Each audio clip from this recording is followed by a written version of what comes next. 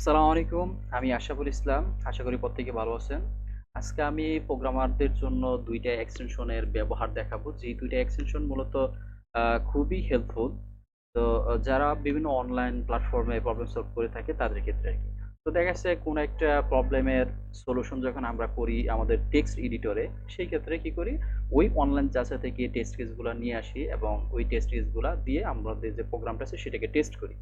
তো এই যে কপি করে নিয়ে আসি, পেস্ট করি, এই কাজগুলা আমরা ২ টা এক্সটেনশনের মাধ্যমে করব। যেটা হচ্ছে আমাদের টাইমও সেভ করবে এবং এফিশিয়েন্টলি এটা খুব সুন্দরভাবে আরকি হ্যান্ডেল করবে এই বিষয়গুলা।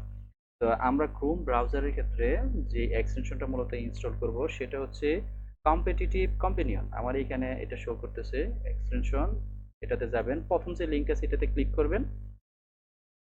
আচ্ছা, এড টু ক্রোম এটা বাটনটা যখন ভিজিবল হবে এটাতে ক্লিক করবেন। ক্লিক করার পরে এড এক্সটেনশন।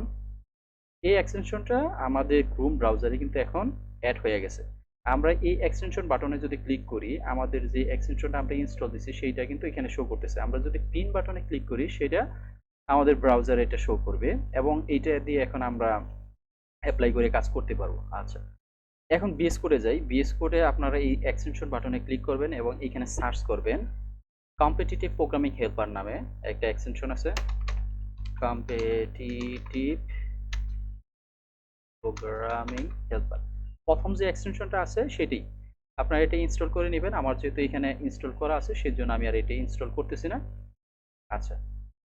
তাহলে আমার ব্রাউজারে এক্সটেনশন ইনস্টল হয়ে গেছে, VS কোডে ইনস্টল হয়ে গেছে। আমরা এই প্রবলেমে আসলাম। এই প্রবলেমে এইখানে যে টেস্ট কেস আছে সেটাকে আমরা এখন ক্যাপচার করব। যে এক্সটেনশনটা মূলত ইনস্টল করছি সেটাতে ক্লিক করব।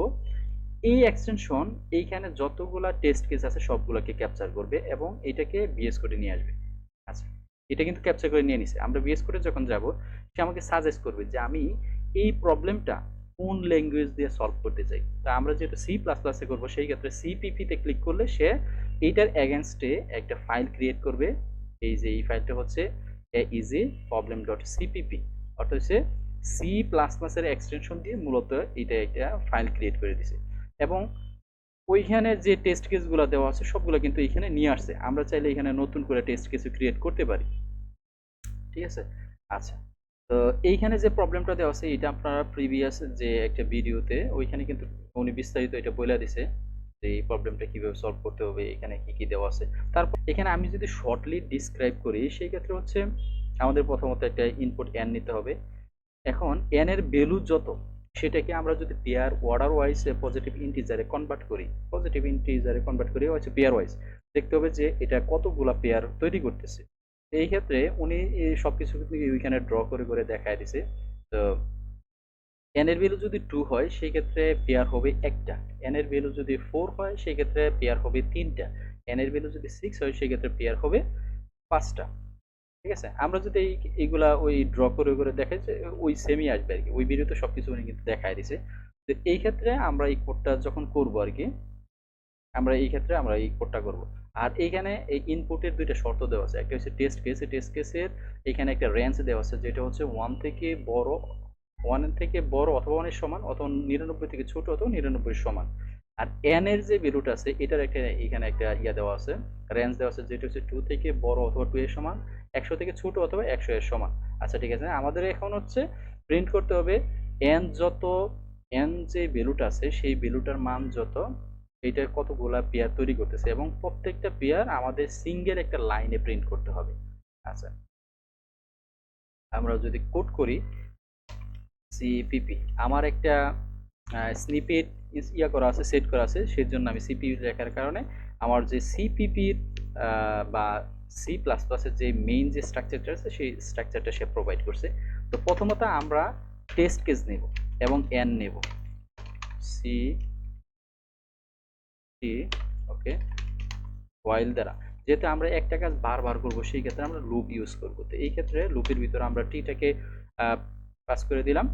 এইখানে আমরা হোয়াইল লুপের ভিতরে আমরা এনটাকে নেব এবং ওইখানে কি বলছিলাম যে এন এর বা মেন মানে এন এর ভ্যালু যত ওইটা থেকে আমরা 1 বিয়োগ করব বা 1 মাইনাস করব, এন মাইনাস 1।